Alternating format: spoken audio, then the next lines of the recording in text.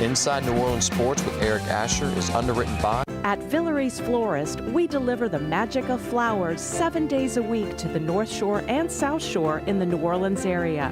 Whether it's for birthday parties, baby celebrations, Villeries provides colorful floral displays for all. With a store full of fresh-cut flowers, exotic tropical flowers, orchids, roses, and even fruit baskets, our goal is to make your vision a reality. Villeries Florist, proudly serving Louisiana since 1969. Dave Miette Insurance Agency. Auto, home, flood, business, 504-556-0809. Dave Miette, INSagency.com. C&C Drugs is a family-owned pharmacy that's been serving Southeast Louisiana for over 50 years. Whether you need help taking care of an elderly family member, a growing child, or even a pet, C&C provides patient-centered care for your entire family. C&C Drugs, large enough to serve you, small enough to know you. Locations in Mandeville and Araby.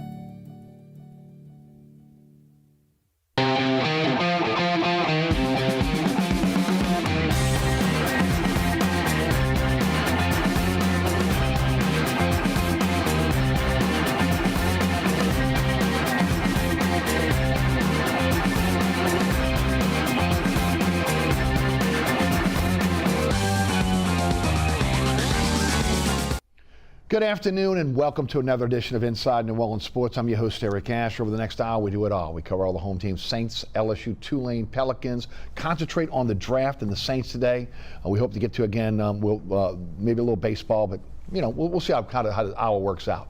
We got one of your favorite guests on today. Mike Detillier, WWL Radio, is with us. Mike, welcome back to the show. Thank you, Eric. Always good to see you, my friend.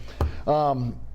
Before we get started, I know you're working a lot with Thibodeau Regional. Yep. Okay, and I know they got a big event coming up. So why don't you tell us a little bit about that before we jump into a little Saints talk? Yeah, this is our second annual Festival of Hope. And Eric, all of us, if it's family, friends, people we've worked with, our lives have been touched by cancer in some manner. And a couple years back, they built the new Cancer Institute at Thibodeau Regional Medical Center. For a lot of people, having to travel to New Orleans or having to go to Houston for health care, cancer care was difficult. And Greg Stock, and give him great credit, along with the Board of Supervisors there, came up with, let's build this institute that we can do it here and give people, if it's from the Bayou area, if it's Lafourche or Terrebonne or Assumption or you name it, they don't have that long drive.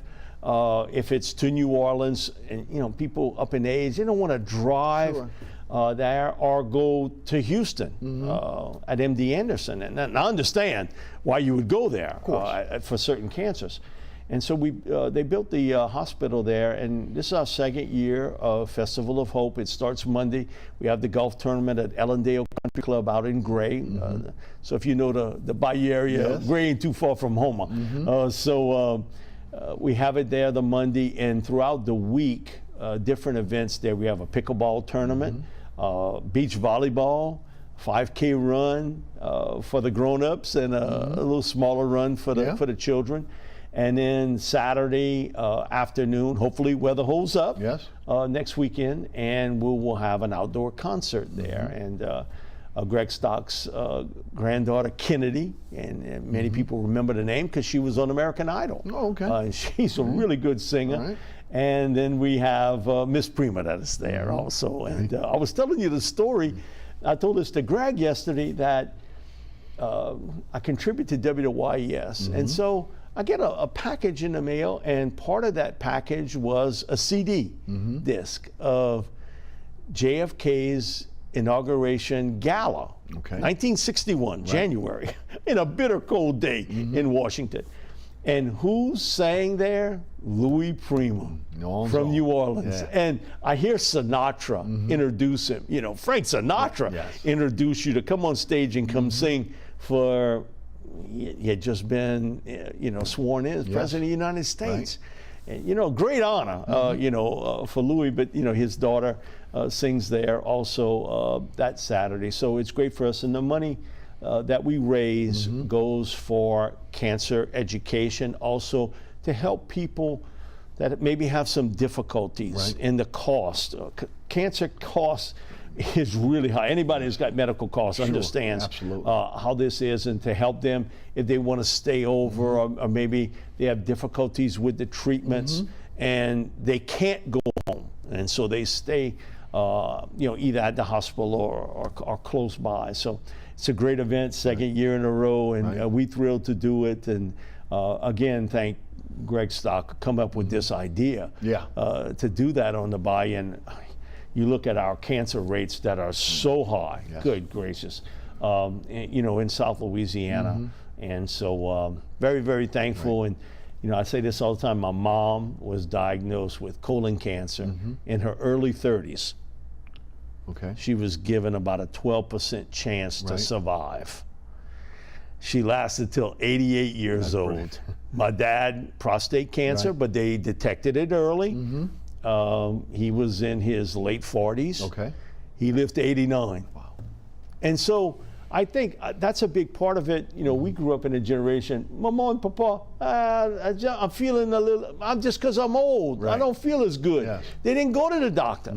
Today, I think another generation where if something's not right and we know it, we go to the doctor. It's a little different from grandma and grandpa when we grew up. And even our moms and dads, they were like that too. They weren't going to go to the doctor for anything. As they get a little older, then, then it was, oh my God, I ain't going to make it, so to speak, as Fred Sanford did, I ain't going to make it. But then they would go. Today we live in a little bit different world, and man, if you can catch it at a younger stage, your chances of survival are so much better. Yes, no doubt. And now, is there how can folks find out more information? Can they call Thibodeau Regional? They go to the website? Call Thibodeau Regional Medical Center. Also, they can go online, both Facebook and Twitter. They have a lot of the information there about the details of everything. And I think we have might be 25, 30 different teams of golf guys. That's awesome. We went last year, and guy that drove me around in the golf cart, he was like, man, Mike, I see why you overweight. Everywhere we stopped, somebody was cooking. I said, come on, man, this is on the bayou. They cooking everywhere. So, it was a great deal, and it's a success story there. I grew up, and Archie Manning and I have talked about this. They trained at Nichols in the mid-'70s. Yes. And he was like, Mike, where Thibodeau Regional is today, that was nothing but cane field. And he said, man, you got the best comment about it. Them skeeters that come out of that cane field, them suckers could pick you up and drag you. I mean, they were some bad skeeters back then, especially after the rain. Yes. They were pretty bad. I remember them complaining about it back then. And and it was one of those summers that you caught rain almost every afternoon. Yeah. And then you'd have to go practice out in that monsoon. And it's 97 degrees and 100% humidity, just finished raining. Yes. And then the mosquitoes come out. And if you say, okay, we'll practice a little bit later at night, practice at night with them guys flying around you. They got some bad boys out there during the summer. But now, Thibodeau Regional and Nichols State. The whole campus has expanded so much now. It's really something to see. If you had been there in the 70s and you go today, you would say, there is no way this is the same spot. And just remarkable to watch. Same thing for Nichols, as you mentioned as well, with how they've grown, their facilities as well. Oh, yeah, and the campus has grown, certainly expanded out in so many different ways, and then the athletics part of it too. And some of that certainly you have to give credit to the Manning Passing Academy for staying there. Yes, yes. When Disney World wanted them in Orlando, and Archie and Peyton and Eli and Cooper decided we're going to keep it here in Thibodeau. And they had some fields. They had to put better drainage because when it would rain, the water would stay. But they got drainage help from there, and to have that there, and to think about 1,300 kids last year. I think it was 1,320. Right. It's the biggest crowd ever at Manning Passing Academy. And I would say 95% of them, Eric, not from Louisiana. This was from all over. You walked in that parking lot every morning to get to the stadium, and it was cars from Michigan and Utah and New York and the Carolinas, and you're like, wow, this is happening at this little campus, And the week before, Louisiana line camp. Right. Pete Jenkins, Kevin Mawai, Coach Don Rodriguez. Right. How they built that up a few years back, it was 350 to 400. We were over 800 last year. Wow. It's the biggest line camp in America at Nichols. So back-to-back weeks now. Quarterbacks and linemen. You have linemen first, Right. then the quarterbacks come in. That's amazing. And then Dr. David Elias with WLAE, they have their pro football combine there. And it's a one-day event, and we're pretty close to 500. At one time, we were 150, 200 high school kids, and now we're up to 500. Right. And we get so much help from guys that either have grown up in that area and have went on, and they bring friends with them. So last year, Mason Smith comes over, and he's, look who I got with me, and Campbell, the big offensive tackle from LSU. Okay. He's there to help with the offensive linemen. So Will's there working with the high school offensive linemen, and to see all that talent that has come from that River Parish, Bayou area. You got a lot of guys there, and it's a way. Bobby says it all the time. Mike, thinking about Coach O and I, our way out. You had either you were going to go work offshore, or a shrimp boat, or you get an education. And our deal was that sports was the connect the dots. Open that door. Open the door. Yeah, it did, no doubt. Both guys went on to great careers as well, no doubt. Let's talk a little Saints. Saints on the clock at 14-45. Multiple fifth-round picks, sixth, seventh-round pick. First of all, let's talk about, in the past, they've been very aggressive in moving up. What do you think they do this year? If anything, I think they would move back. Okay. That's not their DNA. Do you think they would do it? I think if the right deal was there, because you don't have a third or a fourth. Right. I've told you this many times, that's the heartbeat of your football team, rounds 2 through 4. Right. The heart of your football team. You don't have picks in 3 and 4. Would you think about if a team at 18 or 19, they're looking for a specific player? That's who I want. Okay. And move back and maybe recoup a couple picks into that deal. I would seriously think about that. Right. It has not been their DNA to move back. It has been much more to move up. Aggressive, find a guy, they like him, they go get him. And so with all those picks in round 5 and later, I think they're going to try to turn that into a 4th round pick somewhere along the way. But if they stay put, it would seem to me, unless the X factor gets involved, it is going to be offensive tackle. Okay. The X factor is tight end. Okay. So you're talking about Brock Bowers. Talking about one guy, Brock Bowers. That's it. And if you go back to the owners' meeting, and Dennis Allen was pressed on it about, are you looking for another receiver? And he was like, I would not say I'm looking for another receiver, but I'm looking for another pass catcher. Well, okay, I don't have to be Albert Einstein. I know who that pass catcher is, and that's Brock Bowers. Now, I don't think he gets there. I don't either. I think Jets, watch Denver too. Because if you remember, Sean, he dealt multiple picks up to get Jeremy Shockey. Then he used the 3rd round pick and he got Jimmy Graham, who was fantastic in a Saints uniform early on. And his usage in the offense. And then he goes out and gets a veteran, Ben Watson. And so it was always been a big part of his attack to have the tight end. It would not shock me because today I think there's a difference in how I scout than when I first started. I hate to say it, but it's 40 years. For me, that tight ends now are different than in the 80s because now they are utilized much more in the passing game. They're like another receiver. Okay, when you look at Brock, it's not that he can't block, and I've watched him for 3 years. He's physical. He gives you great effort as an inline blocker. Now, he's not built for the position, so to speak, but man, he gives you effort, and he knows how to kind of seal off an edge really well. As a pass catcher, a lot of guys come out of college that can catch the football. He's like another receiver playing tight end. And, okay, if I'm playing Georgia, who scares me on the edge? I look around. No, that guy, I got to stop. So every week, double coverage or he's bracketed. He gets open. Okay, it's 3rd and 7. Guess where I'm going? Hey, Brock, just tell me where you're at. Goes over the middle, or he hangs that little cross out to the sticks, and bang, gets you the first down. And then once he catches it, he is really talented after the catch.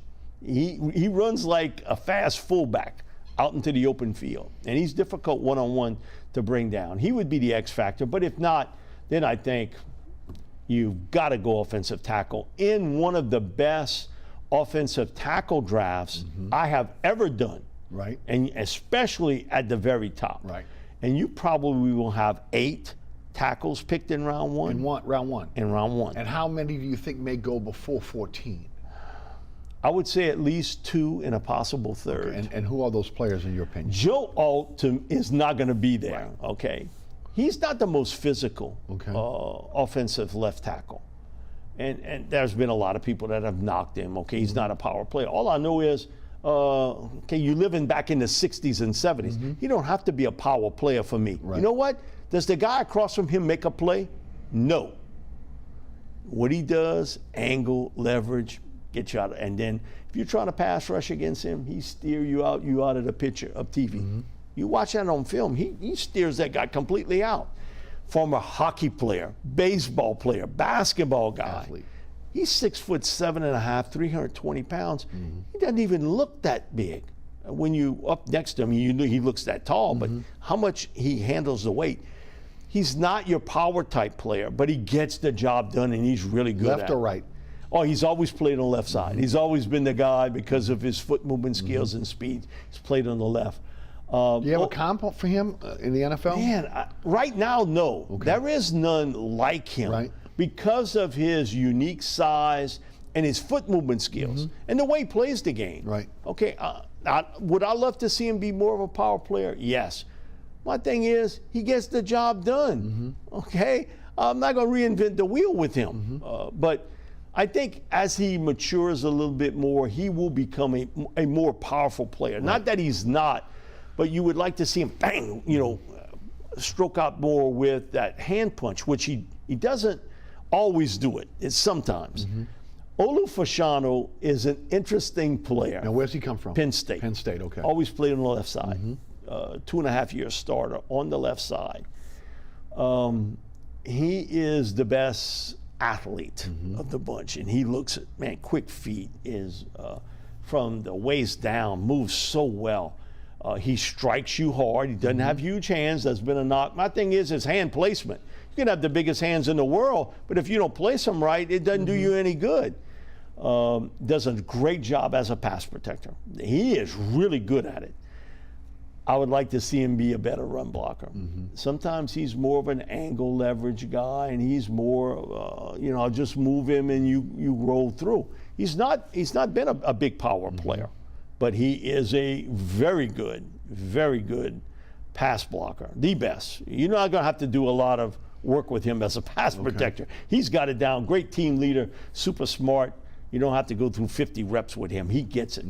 The other guy is Talise Fuago from Oregon State. Oregon State, yeah. Yeah, he's a man at 6'5", 330 pounds, the best run blocker, the best power player of the 3 early guys. He is the best of the bunch. Always has played on the right side. He's been the strong side tackle. And he mashes people at the point of attack. He's a terrific run blocker. He's gotten much better as a pass protector, and his technique work is good. Every once in a while you see him sort of overextend, but he's got an adjustment that he can make, and he knocks that guy off, and football means a lot to him. The fourth guy, and I think he may be there when the Saints pick, is Troy Fontana with Washington. Okay. If he were 6'5", Eric, this conversation would have ended early. He's 6'3"3/4. He's not your typical left tackle, but that's what he's played his entire career. He's played left tackle throughout high school. I think he played 3 games at left guard for Washington. That was only because of an injury early in his career, but he's always played left tackle. Great technician, Football means a lot to him. He is as focused a guy can be, and his foot movement skills and his technique work are as good as you'll see in this draft class. He really is. If he were an inch taller, he's never lasting to 14. Right. He ain't getting out of the 10. Right. But some people think he's better off inside at guard. My thing about him is, prove to me you can't play left tackle in the NFL, because I think he can. Right. And no, he didn't block on the blind side for Penix because he's left-handed. Only thing I do know is that college football is mimicking the NFL. It's not always your best pass rusher coming from the right side, left defense, left tackle. They want the mismatch, so they moved that best pass rusher going up against your right tackle. Well, you know, Troy's, okay, bring it on. I think through his entire career at Washington, he gave up 3 sacks, okay? And so you think about all those games in the Pac-12 where they're throwing the football a lot. Right. That's not a lot of sacks. And so most of these guys have been really good in the pass protection part of the game, and that is something today that catches your eye. The other one would be J.C. Latham. Yeah. My thing with J.C., because he came to a camp of ours, and he measured in exactly the way he is now. He's 6'4". He hits that scale, and he was 342 pounds. I'm like, okay, where's he keeping it?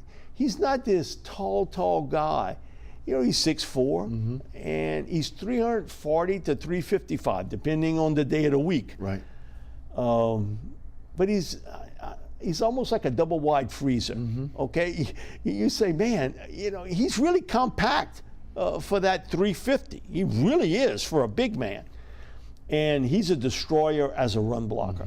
And I think he's always been a solid pass protector. He got to be a good pass protector at Alabama. Gets his hands and mitts on you, it's over. You ain't going anywhere. A little bit having to deal with his body balance. Sometimes he gets thrown off. But I thought he did much better this year adjusting to the speed rushers coming off the edge against Alabama. I think he had a really good year as a pass protector. The year before, I think there were some struggles early, but then he caught on to it. But as a run blocker and as a guy that's a masher in the running game, he is. So when we're talking about, 5 to 6 tackles? Right. And I think once Alt comes off the board, and it could be as early as the Chargers, then because of the receiving core and Brock Bowers, that run might start at 10 through 17. For tackles. Where you might see 4 to 5. And then how do you feel about Amarius Mims from Georgia? He's a giant of a man, of 6'7", 330 pounds. When he's been healthy, he has been really good. He's only started 8 games in college, okay, because of injury. Right. My thing is, you see him, and he dominates. Is he a first-round pick? He's a first-round pick, and I think he's a top 22 pick. Okay. But you can't ask him, okay, you've only played 8 games, that you're going to come in and you're going to take over the position. Right. I mean, that's a lot to ask But from don't you him. want your first-round picks to be, again, plug and play? You would like that, but sometimes it doesn't work that way. Right. Sometimes it doesn't work. And then Tyler Guyton from Oklahoma, who has played a little bit on the left, but mostly on the right side. Right. And he is a really good player, too. In another draft class, he's a top 15, 16 pick. He's going to wait into the 20s to get selected. And then I think the most underrated guy of the bunch is Graham Barton from Duke. He's been a 3-year starter at left tackle, 6'5", 315, 320. Sort of a long, lean guy, real smart. Comes out of high school. He's always played tackle. Their first-string, second-string centers get knocked out. Hey, Graham, you want to give it a shot? Never played center before. Right. Comes in. He starts 6 games from Duke at the center position. 1 sack. As an 18-year-old. Right. And you're going up against grown men. Sure. And how well he picked it up. I think total-wise, I think he's given up 5 sacks throughout his entire career. Duke playing on the left side. Yes. but one of them was at center. But man, to have that mentality, you got to be a dog. Mentality. Sure. As an 18-year-old kid who's never played the position, get in there, kid, and take over. And you got to make the calls up front. Right. And yet he was able to do it. So you look at that class of tackles. It's as good as I've ever seen. And all of them all have specific things they do really good. Right. And there is no perfect guy. Right. So they all have a weakness somewhere along the line. Two-part question here. First, talk about, again, the difference between the offensive line, how the offensive line will play the scheme they'll play this year with, again, the Shanahan-Kubiak scheme as opposed to what they did previously. And then if you would, follow that up with the best fit for New Orleans, in your opinion, in this draft at the offensive tackle position. Okay, because of the fact that you have holes at both left and right. Right. Okay. The last time we did the show, and this was right before the owners' meeting, at least there was some hope. Maybe Ramchak could come back. That's right. But then Allen comes back with this, well, man, he isn't quite as good. My thing is, have we seen the last of him? And if you had to line up for a game today, right, who's your starting left tackles? You got some issues there. Yeah, you do. So are you throwing Penning back out there? You know, I don't know where he fits and how he fits. Can he play guard, do you think? Well, the same problems technically he had at tackle, he's going to have at guard, right? I mean, if it's pass protection, the same sort of issues come up. Right. Have they handled it right? You know, offensive line coach, you know, with Penning. You know, that part is a major mystery to me. As a run blocker, we know what he But you saw him in training camp last year. What were your impressions? He was getting beat. Right. Beat constantly. And then he had the injury, and we get that, that particular part. And Zach had always told me, man, Mike, with all the injuries he's had, it's almost like, you know, you get a couple practices, but, you know, you don't get the reps. Like you said, when I came in, you know, in 2006, that was different. I got a bunch of reps as a rookie because the veterans were, hey, kid, get in there. You know, I don't want to take all those reps, and they were still doing two-a-days at that particular point. Like you said, today, you know, not getting those reps. And so when you pick a guy like Penning from Northern Iowa, okay, he had the size. He had kind of the disposition that you wanted because he was a tough guy, you know, and I'm going to take care. And he dominated at Northern Iowa. You ain't up against those guys each and every week at Northern Iowa like you are in the NFL.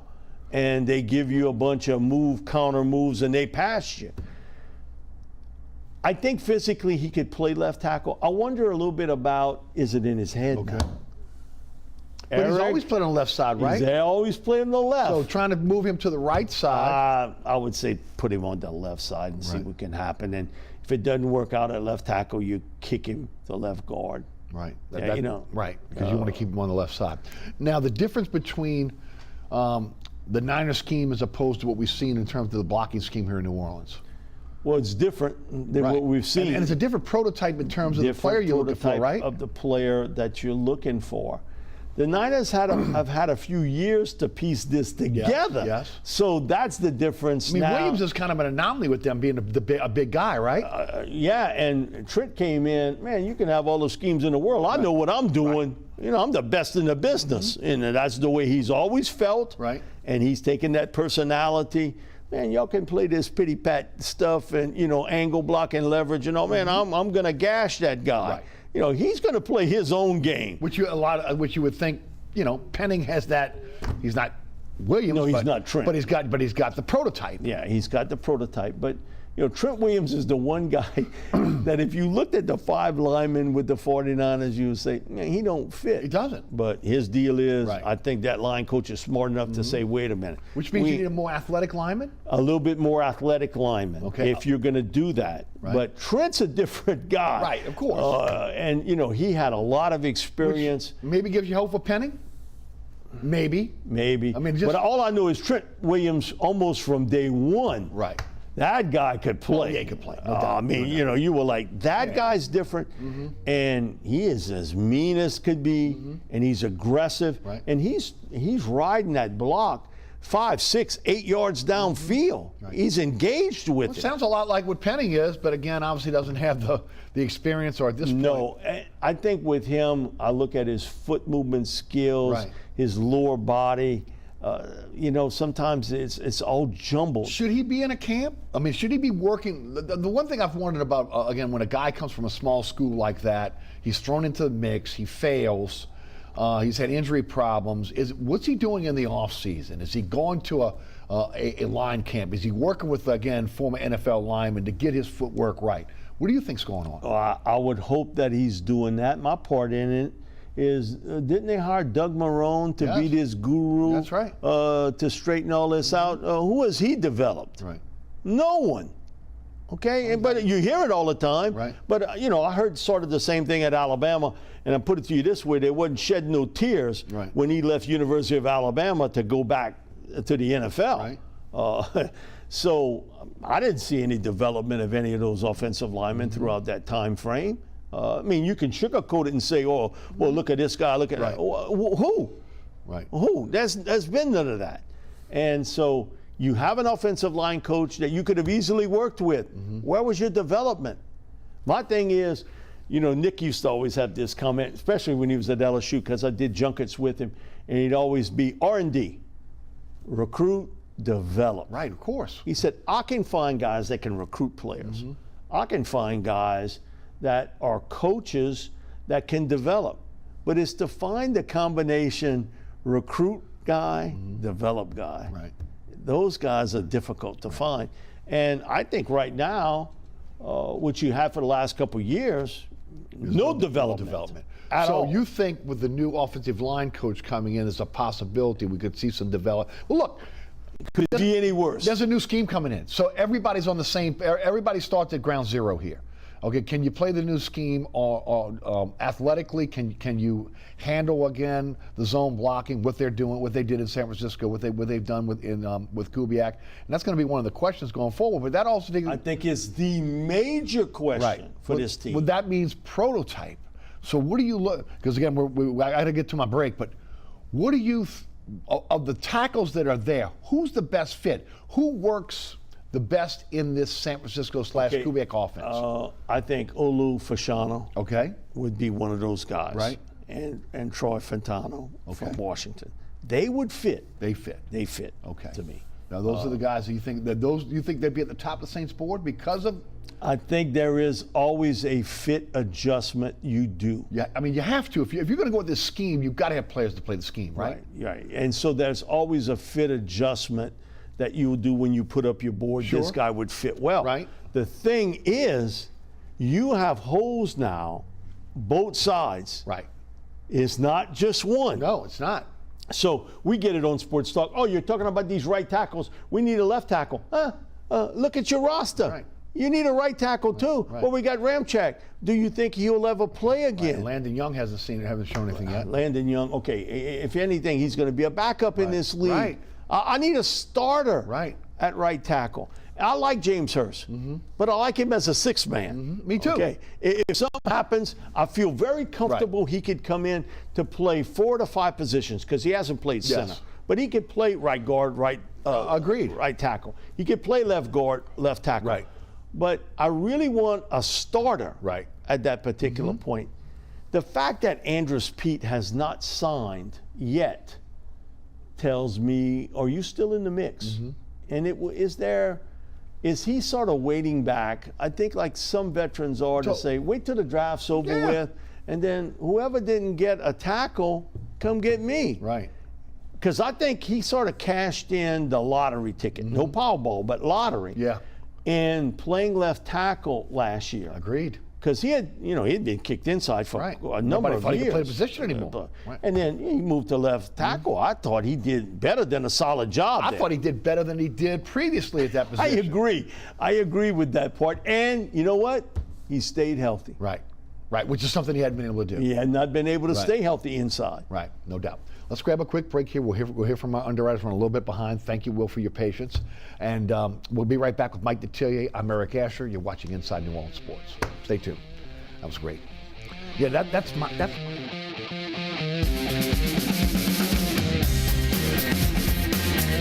Located at 3701 Iberville Street in Mid-City is Katie's Restaurant and Bar. Open 7 days a week, Katie's offers daily specials for lunch, dinner, and Sunday brunch. Serving New Orleans cuisine such as fried shrimp platters, grilled redfish, and a fully stocked bar.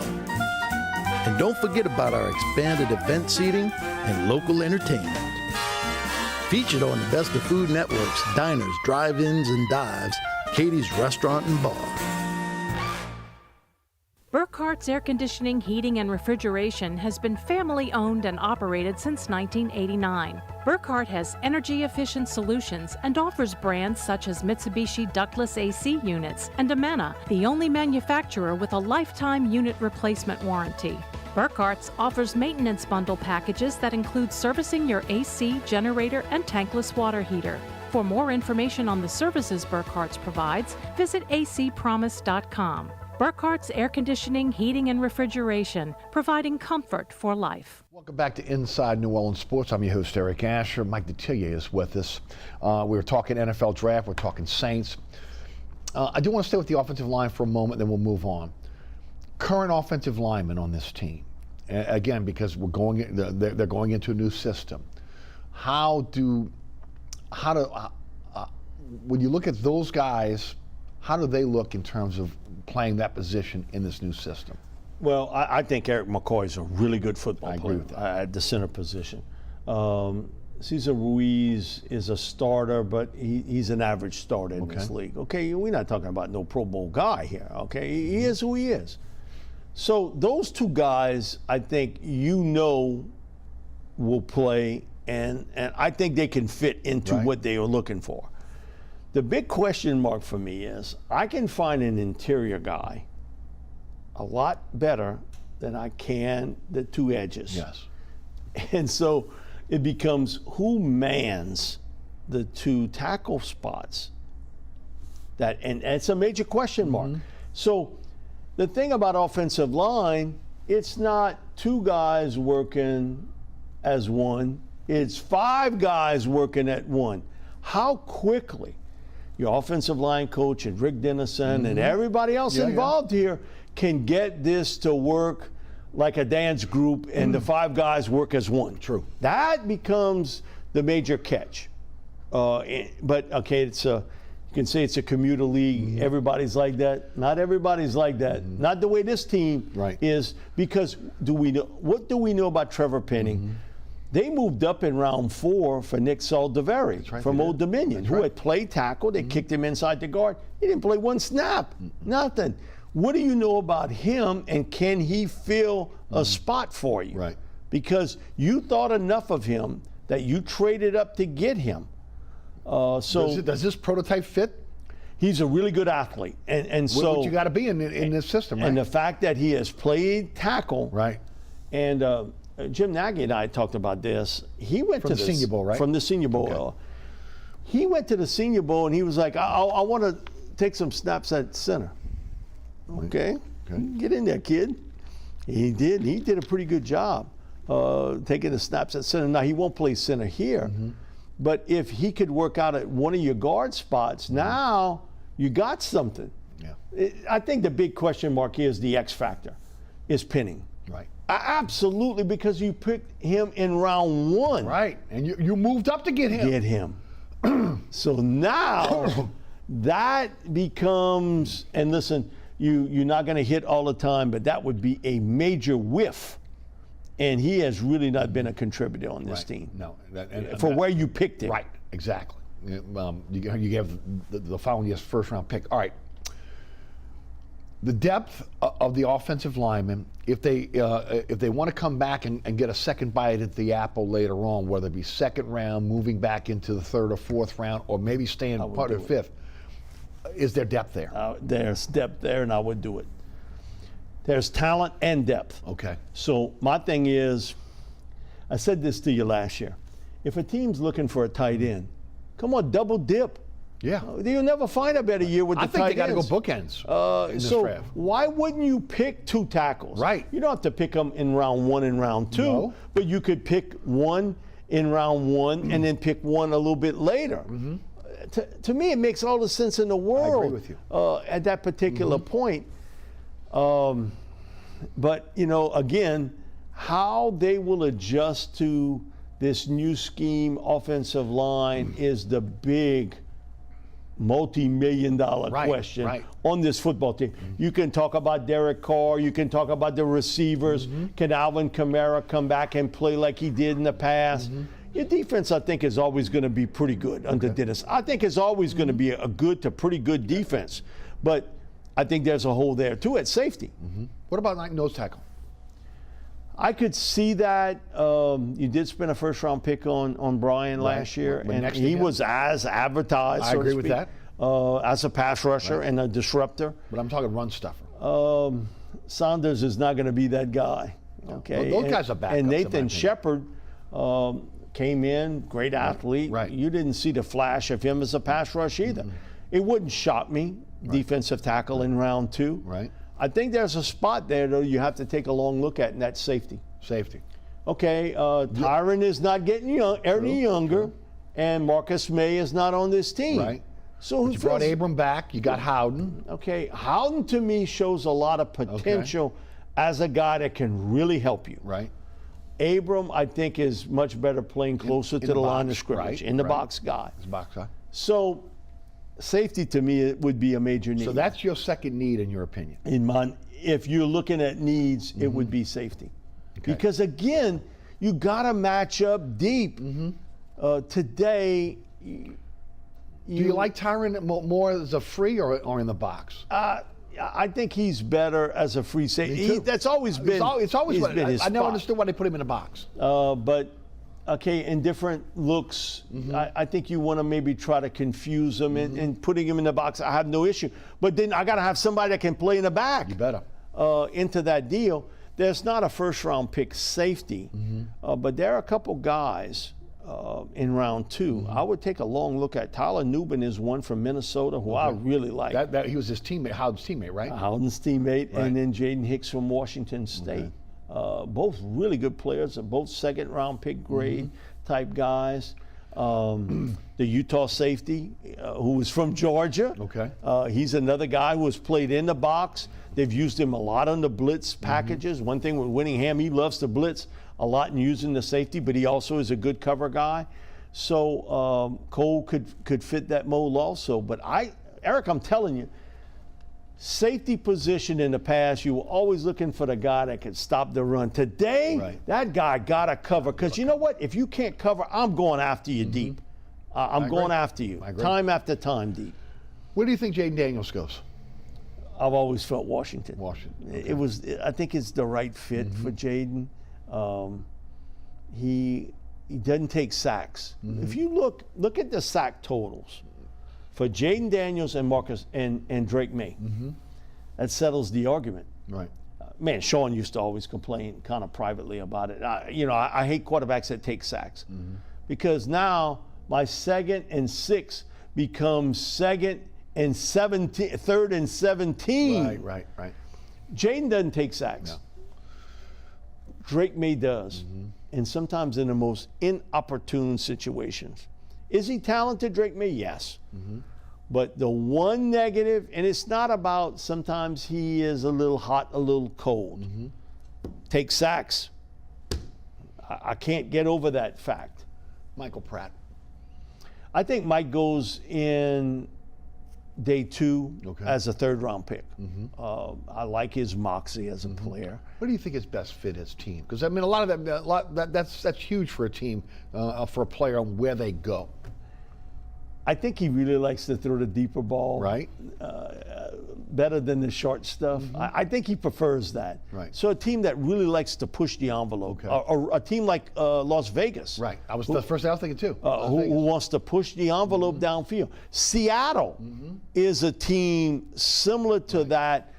Now with a new coach, we'll see if that continues. Is he a possible starter down the line? Or I think he's a possible starter down the line, And he's a tough guy. He took some shots, and he's got some mobility skills. He's underrated. He can move around and buy time, but also he can move around and gain yardage. That's a big difference. Malik Neighbors, where do you think he goes? And then, of course, the depth of this wide receiver position as well. It's really good, and it's Pete Jenkins has the comment about it. Mike, if we put them all on buses, and you know what would be the biggest bus? Wide receivers today. All those guys, they don't want to play running back. I don't want to play cover corner. Right. I mean, I want to play receiver. I want to touch the football. Out of my top 73, my producer Charlie Long and I, we did the numbers on this. Out of my top 73, 14 of them are wide receivers. Wow, really? 14 of the top 73 Okay. receivers. All right. So you got depth in round 1, 2, and 3 Right. Yeah. at receiver. Think the Saints will go in that direction? They possibly could. Need a different type of receiver for this offense, right, than what they have now. Yeah, but I think now the receivers are interchangeable. Mm-hmm. The transfer portal sort of has opened that up that Yes. I'm not just playing in one scheme now, I'm playing in multiple Mm-hmm. schemes. Malik, in a lot of ways, athletically and physically reminds me of Jamar Chase. Mm-hmm. Yeah. I mean, he's built like Jamar. He sort of runs like Jamar. He's a big play guy. He can catch the short stuff. He reminds me a lot of Chase, in that manner. And he's played the X, Y, Z. He's played all 3 positions. And, okay, up until this year, when you played LSU, man, that guy, Malik Neighbors, is the guy I got to stop. Oh, yeah? Stop me then. I'll show you. Well, he had a pretty guy on the other side of him as well. This year. Right. Yeah. But in the other 2 right. years, man, he was okay, I got it. Because with Kyron and Brian, the last couple years before this year, it was hit and miss with them. Okay, every once in a while you'd hit on a big play, but then that was a drop. And then you saw Brian with just all that talent. Right. Great. Where do you think he goes? I think he's a teens pick. I think from 15 through 19 first is rounder. where he gets Right. picked. Okay. And I told him this back in January. Right. You're going to be a teens pick, and he just gave me the biggest smile. I hope so. Yeah. But you look at his size, his length, his ability to make a big play. He's not one step fast like Malik. He's 2-step fast. Yeah. You get that second step, you're in trouble because all you're seeing is the back of his cleats. One thing he's got to learn to do better, and he's a football puppy. Remember, he didn't play football up until he was a junior in high school. He was a basketball player, track athlete. Being able to get off press coverage. Because if I'm playing Brian, that's what I'm doing against him. I'm going to play press coverage until I can see you can get off of it. Teams a couple times had some success, and then all of a sudden, boy, you saw that hand swipe, and then he's downfield. And okay, when you even with Brian, he's leaving you. He's got that type of speed, and with that size and that length, he's become a much more confident player. Here's my thing. I watched LSU spring. Who looks like Brian Thomas a year ago? Kyron Lacey. Yeah. And they sort of the same build type of guy. Yes. And I saw Kyron play high school football and basketball at Thibodeau High, right down the road from where I live. He was on the state championship basketball team at Thibodeau High. And his first year with the Raging Cajuns, I thought he really played well. And then he was a little inconsistent catching the football or getting open, or he wanted to run with it before he caught the ball. This year, man, he's hit the heights. He looks like Brian of a year ago. How many Tigers go in the draft? How many Greenies go in the draft, in your opinion? Probably 4 Tulane Green Wave guys get selected in the draft. Jaquan, who, man, I saw him play at Hornville. He was quarterback there for a little while too. And he can run. Now, he's got to stay healthy, and he physically got to get stronger. But where he may really excel, new kickoff rule. And he can run. Yes, he can. And he can run after he gets the football in his hands. Physically, he's got to get a little bit stronger. One of the defensive backs will get selected. If it's Monroe or Jay, one of those 2 guys, they're going to get selected in this draft. One guy, along with Pratt. And so does Prince Pines get selected in this draft? He's a heavy-duty interior player. Yes. But the guy, Sincere Hainsworth, he's not prototypical size, He don't get beat. He can play. Eric, he's 6 foot tall, but can he play the center position? He's smart. He understands this game at a different level. And so I think 4. For LSU, probably 7. Okay. I think the surprise is how fast Mason Smith comes off the board. And he could go as early as round 2. Really? You know, I saw him as a 10th grader at Terrebonne. Yeah. And I've told him this, he's the best big man athlete I've ever seen on the Bayou. Not the best football player, big man football player. Eric Andelsek still has that honor, but I thought as a freshman he really played well. He did. As a true freshman, Right. really played well. He plays a couple plays and tears up the knee. Last year, he looked like a shell of himself. Not even, that's why I thought he should have come back for another year. I thought he was also. And he made the decision, I'm going to come out. But if he's going to be a second-round pick, it's not a bad decision, except he probably comes back, maybe he's a first-round pick. Maybe to be a first round. Right. They get that 5th year guaranteed. Hebert got the best line. He had never seen Mason before. Right. So he comes to one of our TV shows that we do at HTV, and he walks in. I said, it's Mason Smith. He looks at me like he's a giant. Okay, he's 6'5". Right. He's 310 pounds. He moves like a big cat. I mean, you know, he moves so well. The technical part of the game for him is not there yet. And he gets washed out on running plays. Why? He comes off the snap, he's all body. I get under his pads, I move him around. Okay, now as a pass rusher, he can still do that very well. His biggest, I say negative is he's not technically sound as a run stopper. I thought he got better when Pete Jenkins got there, and because it was almost like pea and shell with the defensive line coaches, and he didn't know Bo Davis was coming when he made that decision. So you're picking him on potential. You know, he reminds me a little bit of, and you remember the name, Al Woods. Yeah. Okay, Al Woods, #1 rated player in the state of Louisiana. He did squat at LSU, nothing. He ends up being a high pick for the Saints. The Saints, right. And then they cut him. Right. Look how long he's played in the NFL. It's double-digit seasons for Al Woods in the National Football League. It's amazing because once the Saints cut him, I knew he'd get another chance because I knew what type of athlete he was. But it took him a little while to adjust to the NFL. I think the same sort of thing will happen with Mason. Mekhi Wingo's the guy. I know if I pick him today, tomorrow he's playing. He's that good. Yeah. Okay, he's barely 6 foot tall. His movement skills, his ability to get his hands on you and whip around to the side to you, or catch you with a bull rush and just kind of stomp you because you can't get your hands under him. Yes. He's 6 foot tall. Okay, he's not a 6'5" Mason Smith. Okay, you can say, well, Mason got to play small, but sometimes it's hard for those guys to stay low because all their life they've been bigger, stronger, faster than anybody they played against. Mason's got talent, but can he turn potential into production? Mekhi Wingo, he got production. And you know who really played well this year? Jordan Jefferson. Okay, I thought at best he might be a free agent pickup when they got him. He's better than that. Talk about a power player. Yeah. And he smokes you at the line of scrimmage. He catches under your pads and he's moving you. And he's got from A to B, that quickness is there for Jordan Jefferson. Be interested to see what's going to happen with the draft. I want to touch on the Pelicans before we get out of here. 49-33 on the season. They lose to the Lakers in the play-in game. Zion Williamson injured, left hamstring, out at least 2 weeks. They play the Sacramento Kings on Friday in the Smoothie King Center for the right to be the 8th seed, and they will take on Oklahoma City if they win.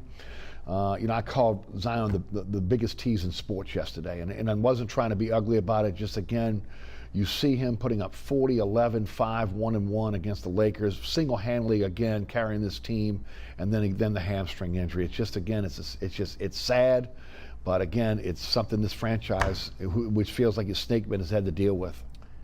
I thought the best game he ever played was against the Suns. And then I watched him against the Lakers. And I'm like, he took over that game in the fourth quarter. And his deal is, hey, LeBron can't guard me. Cannot guard me. And then I saw the awkwardness of initially taking that step. And that's where I think he may have pulled it. Not so much on the way down. I think on the initial part. And then how he landed. And at first, he sort of grabbed for his front, and I said, damn, groin injury. Right. Then I saw the way he walked. Right. Okay, you and I are sort of heavy. When you wobble, it's your legs. Right. Okay. And then I realized left hamstring. It's got to be. But Eric, it's unbelievable to see that talent and how he took over late in the game. Right. And when you saw him pull the jersey over the head, you knew it. You knew it. And then he sits down and he throws, okay, you know you hurt. Right. And look, the way that things have gone in the past 2 weeks, if they get in a chance to be able to take on Oklahoma City, I mean, does he even play in the first series? If he can do it, probably not. Now, the good thing is they've won without him. The good thing is, again, they've beaten Sacramento without him. They beat him by 33. 5-0, right. And they beat him by over 30 right, without 33 without him. So, again, and look, they're without Monk and they're without Herter. Yep. Okay, so, again, that's a big loss for them. Brandon Ingram's got to come back and play well. So does C.J. McCollum. Again, they can't play like they did against the Lakers. But I think that, again, as down as the city is right now about what happened against the Lakers on a back-to-back loss, I think they got a shot to win on Friday. Okay, Eric, we talked about this, matchups. And we can't explain it in Right. sports. We've done this for a true. long time. Okay, you did match up well against the Lakers. How well you've matched up against Sacramento. And yet, I saw Sacramento play the Warriors. Right. Okay? And the Warriors, had that been their kryptonite every time That's they played them. Yes. Now, they exercised the demons that night, and they knocked the Warriors out. But Sacramento, for all the talent that they have, and they are immensely They gifted. got a lot of talent. But, man, in the second quarter, my thing is, when the halftime lead was 4, it should have been 14. They were taking all kind of crazy shots. But then they came back in the third and fourth quarter. Everything they threw up went in. Right. And you have one of those nights. The Pelicans have matched up well against Sacramento. Agreed. With Zion, without. But, as you pointed out, and I agree, C.J. McCollum, who had been a big part of this team, he cannot have another game like this. Disappear. Cannot disappear in games And like Trey cannot heat up late. He's got to heat it up early. But I think he may, because he won't be coming off the bench. I think that's and I think that was one of the mistakes Willie Green made with Brandon Ingram. I understand you want to put your guy back in, but there was I'd a have rhythm had him there. coming off the bench. I'd have had him come off the bench too. I don't get that. When you're winning, why do you want to shake that up? Especially, again, when you're getting into a position like that. You know the guy's on a minute restriction. So we can second guess Willie Green all we want. Let's hope the Pels get a win on Friday, at least get a chance to get into the playoffs. And you end the game, so to speak, if you can win. Right. And, it's just, this game is strange, okay, because it's one game, wipe it out, and then you're on to the next. And then you're on to the next, but if you lose this week, then you're sitting for quite some time. Vacation time, no doubt. Mike Detillier, as always, thanks so much for being with us Appreciate on it, Inside the World of Sports. Thanks so much for tuning in. So many ways to catch our program. Now there's a QR code on your screen that will take you to my website, ericasher.com, or the WLAE-TV YouTube channel. Click on it, and of course, it'll keep you up to date with the show. Now remember, I say it every week. Set your DVR. You'll never miss the program. We got so many ways to catch our show now. WLAE-TV, WLAE-TV2, Pelican Sports Television. Set the DVR. You'll never miss the program. Catch me on the radio, 106.1 FM, 4 to 6. I guess 106.1 The Ticket. Also, again, listen on iHeartRadio app, TuneIn Radio app, the 106.1theticket.com. Anchor Spotify is where you can find our podcast. And, of course, want to thank our underwriters who make this show possible, each and every one of them. Please support our underwriters. And, of course, special thanks to, again, our folks here at WLAE-TV who produce our program. Ron Yeager, Jim Dotson, Logan Raffia, Danielle Wick. Also, again, we've got Alex Chacon, and, of course, the best director on the planet, William Hill. For Mike Detillier, I'm Eric Asher. Thanks so much for tuning in. We'll see you next week for another edition of Inside New Orleans Sports.